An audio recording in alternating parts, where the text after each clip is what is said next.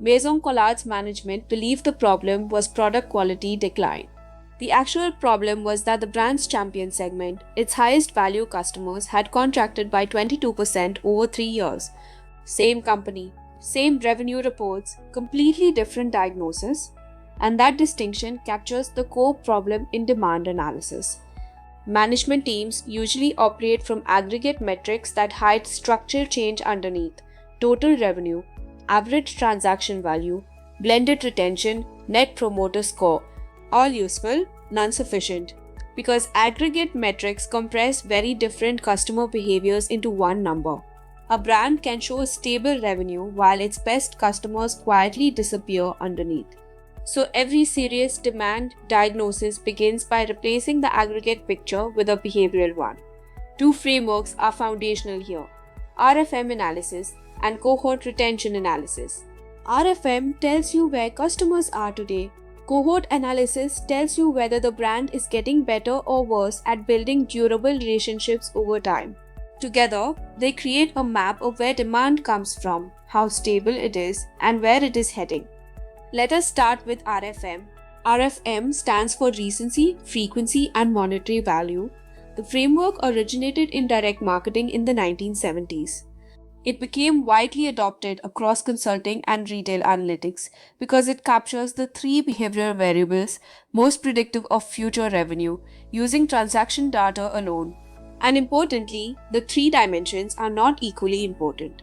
Recency matters most. A customer who bought 3 months ago is statistically more likely to buy again than someone who last purchased 18 months ago, regardless of historical spend. Frequency comes second. Monetary value comes third. That hierarchy matters strategically. A decline in purchase frequency among champions is usually a more serious warning signal than a temporary decline in average basket size. The process itself is straightforward. Take the transaction database. Every purchase linked to a customer ID, usually across a 3-year period. For every customer, calculate days since last purchase, number of purchases, and total spend. Then rank customers into quintiles. 5 means strongest behavior, 1 means weakest. So customer scored 543 is highly recent, highly frequent, and moderate spending. Now, one of the most important modeling decisions in fashion retail is defining what counts as a lapsed customer. Subscription businesses have a cancellation event, fashion retail does not. Customers simply stop buying. So the business has to define the point beyond which inactivity is considered meaningful. The standard approach is to identify the 90th percentile. For a premium contemporary brand, that threshold is often around 14 months. But this is not a fact, it is a modeling assumption. And assumptions matter because a 14-month lapse threshold versus an 18-month threshold can produce dramatically different churn estimates. Once customers are scored, the segments are simplified into actionable groups. Champions are high on all three dimensions, usually only 10 to 15% of customers, but often generating 45 to 65% of revenue. These customers are the economic core of the business. Loyal customers purchase consistently and contribute heavily, though with slightly lower recency. Potential loyalists are strategically critical. Moving them into full loyalty is usually 3 to 5 times more capital efficient than acquiring entirely new customers. Then come recent customers, promising customers, at-risk customers, cannot lose them customers, and finally, hibernating or lost customers. And the segmentation reveals patterns that aggregate metrics completely hide. First, revenue concentration. Most brands discover that a relatively small customer group generates the majority of revenue. Second, the size of the cannot lose them segment. Many brands discover that a large number of historically valuable customers have gone silent, and that realization changes the strategic conversation immediately. Third, the potential loyalist opportunity. Most brands dramatically underinvest here. And fourth, the shape of customer loss. Losing a champion is economically very different from losing a first-time promotional buyer. But most companies blend both into a single churn figure, producing strategies precise enough to solve neither problem effectively. Now, RFM tells us where customers are behaviorally today. but it does not tell us whether the business is improving or deteriorating over time. That is the role of cohort retention analysis. A cohort is simply a group of customers whose first purchase occurred during the same period. The business then tracks what percentage of that cohort returns after 3 months, 6 months, 12 months, 18 months, and beyond. And three important patterns tend to emerge. The first is declining retention across successive cohorts. For example, Q1 2021 customers retain at 34% after 12 months. Q1 2022 retains at 28%. Q1 2023 retains at 22%. The business may still appear to be growing because acquisition remains strong, but each new customer wave is becoming less loyal. This is usually the signature of promotional acquisition. Customers enter through discounting, not through meaningful attachment. The business is generating short-term revenue while weakening long-term customer equity. The second pattern is stable aggregate retention combined with shrinking champions. Overall retention appears healthy, but RFM simultaneously shows high-value customers disappearing. The company is retaining the wrong customers. And this is one of the most commonly missed patterns because cohort analysis alone would falsely suggest stability. The third pattern is strong early retention followed by collapse after 12 to 18 months. Customers purchase 2 or 3 times and then disappear. This usually indicates a brand succeeding through novelty rather than identity-based loyalty. The product creates excitement, but not long-term attachment. And in fashion, durable value comes far more from identity construction than from short-term emotional stimulation.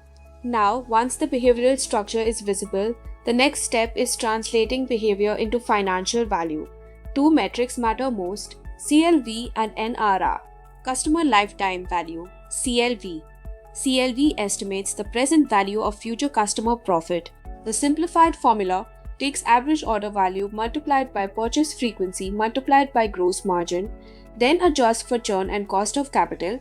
Before subtracting acquisition cost, take a champion's customer, average order value of €340, purchase frequency of 3.4 times per year, gross margin of 64%, 12% churn, 10% cost of capital, €85 acquisition cost. That produces a net CLV of roughly €3,279. Now compare that with an at-risk customer, a formerly loyal customer who has gone silent. The gap between a healthy champion and an at-risk customer is roughly €2,300 per person. So if a brand loses 800 champions over 3 years, the destruction in present value profit approaches €1.85 million. And suddenly, the economics of retention look very different.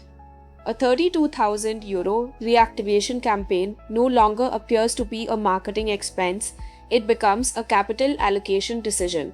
Now, one important caveat. The traditional CLV formula assumes churn remains constant over time.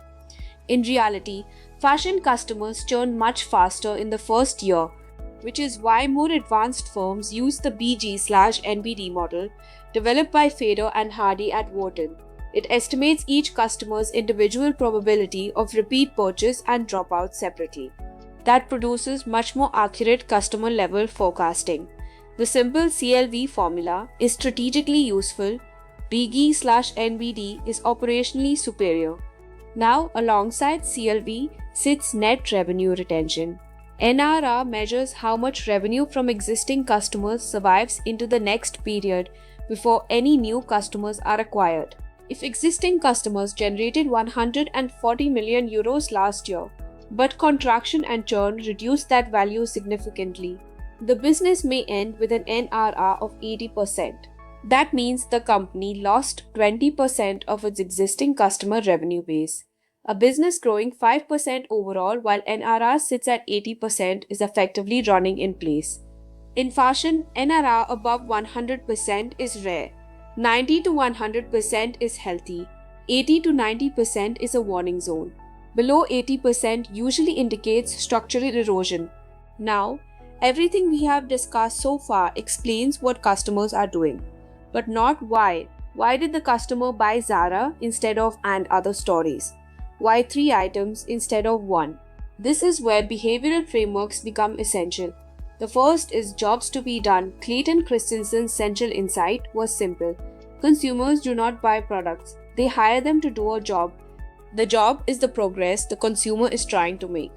In fashion, this explains why brands that appear similar are often competing for completely different psychological functions. 5 broad job categories explain most fashion behavior. The functional job serves practical problems, warmth, utility. The social signaling job communicates status or group membership. The signal itself becomes the product. This is where Veblen dynamics appear. Lowering price can actually weaken desirability because it weakens exclusivity. The identity construction job is even more powerful. Consumers use brands to reinforce how they see themselves. The emotional regulation job revolves around novelty or emotional change. Fast fashion operates heavily here. High frequency, low durability, low loyalty, and finally, transition marking jobs associated with career changes or life milestones. These are emotionally heightened moments where consumers become unusually receptive to storytelling and symbolic meaning. Now, jobs to be done research is qualitative. The core method is the timeline interview. Instead of asking consumers to summarize their motivations, the interviewer reconstructs the actual decision process step by step. Tell me about the last time you wore this. Walk me back to the day you bought it. What changed that made you start looking? The sequence matters. Consumers are better at reconstructing events than explaining motivations abstractly. And once interviews are coded, 3 outputs become strategically valuable. First, job distribution by segment. Champions are usually hiring the brand for identity construction. Occasional buyers are often hiring it for emotional regulation. That distinction predicts loyalty. Second, competitive job mapping. Brands compete differently depending on the job. A brand competing on identity faces a different threat from one competing on pure function. And third, job erosion detection. When champions shift from identity construction toward emotional regulation, that change appears 12 to 18 months before financial deterioration. Which brings us to the final framework, the consumer decision journey, developed by David Edelman at McKinsey. The CDJ replaced the traditional linear funnel with a looping behavioral model. Consumers do not move cleanly from awareness to purchase anymore. They continually evaluate, compare, reconsider, and re-enter. The first phase is the initial consideration set. When a purchase trigger occurs, consumers typically consider only 3 or 4 brands initially. Brands excluded from that set are rarely added later. The goal is relevance at the moment the job appears. The second phase is active evaluation. Consumers research, compare, eliminate. This is where brands diagnose friction. Is the website undermining luxury perception? Is pricing misaligned? The third phase is the purchase moment itself. Even checkout design matters here. A brand hired for signaling or identity can weaken its own emotional value if the purchase feels overly transactional. Then comes the post-purchase experience. This phase is heavily underestimated because post-purchase interaction determines whether the transaction becomes loyalty or simply remains an event. And finally comes the loyalty loop. This is where true brand equity exists. Customers bypass evaluation and return directly to the brand automatically. Economically, this is transformative. Repeat purchases stop functioning like reacquisition. The brand compounds customer equity rather than repeatedly paying to rebuild it. And ultimately, that is what all these frameworks are trying to diagnose. Not simply whether customers buy, but which customers create disproportionate value, why they buy, what kind of loyalty the brand is actually generating, and whether the underlying structure is strengthening or quietly deteriorating.